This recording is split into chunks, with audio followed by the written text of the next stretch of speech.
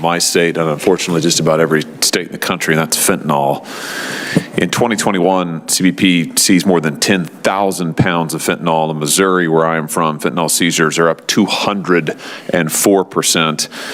Between 2020 and 2021, about 80,000 people between 18 and 45 died of fentanyl overdoses, and the number of Missourians who have overdosed on fentanyl or related opioids has risen 40% just in the last 2 years. A number of members of Congress have called for designating fentanyl as a weapon of mass destruction. I'm just looking at the list here. Senator Markey has talked about it. Congressman Ryan from Ohio has talked about it. Congresswoman Boebert has talked about it. I think the Florida Attorney General just yesterday urged the administration to declare fentanyl a WMD. I'm wondering if you have a view on this, designating fentanyl as a weapon of mass destruction. Yeah, thanks for the question, Senator. DHS recognizes the lethality of fentanyl. Also recognize the potential for it to be weaponized with devastating consequences. From a CWMD perspective, we address the risks of a weaponized fentanyl or any really weaponized pharmaceutical in our broader efforts to that we work on chemical warfare agents. That said, any declaration of fentanyl as a WMD, I think that you have to carefully consider that because there are legitimate medical uses for fentanyl.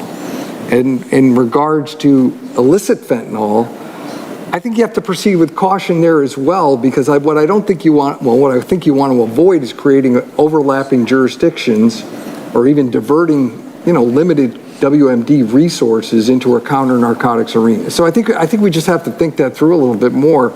But I yield to Dr. Gandhi perhaps on some of the medical issues associated with fentanyl. Yeah, Dr. Gandhi, go ahead, and then I want to come back, Mr. Escott, to the weaponization of fentanyl. Sure. Go ahead, Doctor. Sure. No, I'll just add a couple of thoughts. Fentanyl is absolutely lethal, as we know. I've seen it in my clinical practice. We have a significant role to play at DHS on the significant knowledge gaps that exist with our frontline workforce who have to engage with it all the time. What we have done to that end is deploy our regional medical officers to do training and education with our CBP officers so that they are up to date on this topic, and of course to engage with local, state, and public health on it. And so in a couple of weeks, I think we're doing a first responder safety to fentanyl as a request from the ONDCP. We have to do better there because the knowledge gaps are still significant. Senator. Very good. Mr. Escott, just back to this possibility of terrorists or foreign nations weaponizing fentanyl. Can you give me your assessment of, is that likely? What are the concerns around that? Can you speak to that issue? Yeah, Senator, I would be happy to give you that assessment, but I think it's probably be more appropriately done in a different forum, and I'd like to follow up with you on that. Sure. Great. I'll take you up on that. More generally, national security, are there any other threats to national security that fentanyl presents that we should be aware of and tracking? Anybody on the panel who wants to respond to that?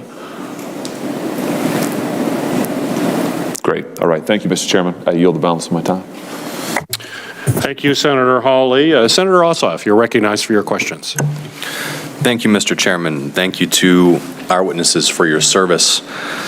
Mr. Escott, I'd like to raise with you a matter that is of particular significance to my constituents in Georgia, given that we host the Port of Savannah, the 4th largest deep water port in the country, a vital logistics hub for the Southeast United States, and a host of major shipping terminals. A 2022 GAO report found significant issues and delays with the deployment of new radiation monitors that Customs and Border Protection operates at ports like Savannah. What impact might these delays and issues have on port operations? How can operators of ports like the Port of Savannah be confident that CWMD will take into account their specific needs and provide them with the tools needed to ensure cargo is scanned for radiological and other threats at the Port of Savannah? Thank you for the question, Senator, and we certainly appreciate GAO's looking at the RPM program, and we are taking all of their recommendations to heart. And actually, I'm raising the level of how we address those issues. I think we were sort of maybe stuck in a little bit of middle management on that, but I met with the Deputy Commissioner of Customs, and we continue to meet to make sure we're aligned on our expectations. As you know, we provide those systems for CBP, and they work in the ports. We're in the middle of a sort of a modernization or recapitalization of the radiation portal monitors. We're providing 200 of the new ones to high-volume ports and to try and reduce the nuisance alarms, which is what slows down the flow through the ports.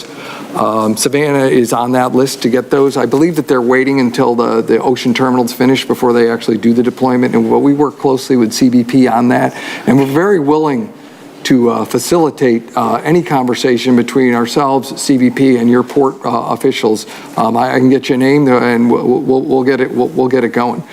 The other piece is, even though we aren't deploying the new units to Savannah, we have been working through our transformational R&D programs on some machine learning and artificial intelligence. It's a program called ERNIE, I don't name them, but it's a way to reduce the nuisance alarms, and that technology is going forward in Savannah. So I'd be happy to either sit with your staff and give a full brief on that, or really just meet with the port partners and make sure they're up to speed with what's going on.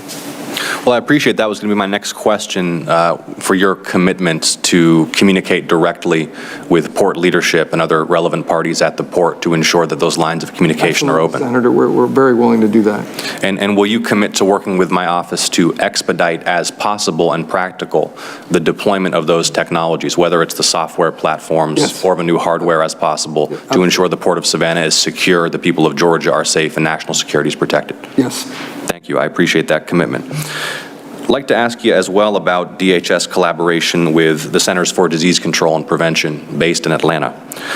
CDC has worked closely with your office in the past, including to test air and public spaces for dangerous pathogens, and CDC is part of the BioWatch program analyzing air filters for biological threats. How can you deepen your partnerships with the CDC, and what role does the CDC currently play in your ongoing programs and activities? Actually, sir, through the COVID pandemic, I would say that we have become closer to CDC than we have ever been before. We have worked hand in glove with them and many of the travel and transportation issues that we had, be it airport screening and other things. I talk nearly daily to the leadership of CDC. I've worked with them for the airline issues, for the cruise ship issues. We also work them on biodetection issues, and I spoke about earlier, we're taking a new strategic direction in biosurveillance. They're a big partner with that, along with the HHS and ASPR. The other piece of that is we do biosurveillance with our National Biosurveillance Integration Center. Your staffs get these reports. We put out reports on all that's going on in the world in the bio arena. CDC is creating a similar but complementary capability under the CARES Act. We have got people down there on the ground floor helping them with the lesson. What we don't need is we call it NBIC. We don't need two NBICs. We need another entity that does what NBIC doesn't do. So we're working hand in glove with them to make sure that we get the government gets the most out of these two surveillance centers. So I don't think our relationship with CDC can be stronger. We just signed a letter of agreement with them that will ease our support of their operations, be it at the airports or at other ports of entry, based on the lessons learned through COVID. So, and as I said, sir, I talk to their leadership nearly daily. Thank you, Mr. Rascott. And final question for you, Mr. Rascott, and also for you, Dr. Sherman, please. Over the long run, what are the potential privacy or Fourth Amendment or health privacy implications of the deployment of these sensors at scale, perhaps in some future scenarios beyond just at ports of entry? Have you given any thought to that, to the privacy implications of the proliferation of biosensors across our economy? We can start with you, Dr. Sherman. Yes, thank you. The issue of privacy with respect to the biosensors is not something that we looked closely at as part of our review in April. So if you'd be willing, I'd like to take that question back and provide a response to your office. Certainly. And Mr. Rascott, thank you, Dr. Sherman. And Mr. Rascott, just based upon your experience and expertise, I'd invite you, even if it's not something that you've recently committed deep thought to give the committee a sense of how you approach that issue and how you consider it. Yeah, the department at large, and you've heard Secretary Mayorkas say how important privacy is to all of us. And so no, it's one of our primary concerns whenever we put out any sort of surveillance piece. And we consult regularly with our chief privacy officer on any of these type of issues, sir. So it's it's in the foreground of all these discussions, and the Secretary is clear on how that works. Well, these technologies are obviously vital to national security and public health, but as with any system of sensors, as they become more advanced and more prevalent, we do need to consider the potential long-term implications for privacy and civil liberties. So, Dr. Sherman, let's have my office and yours have a conversation about that. All right, thank you, Mr. Chairman. Thank you.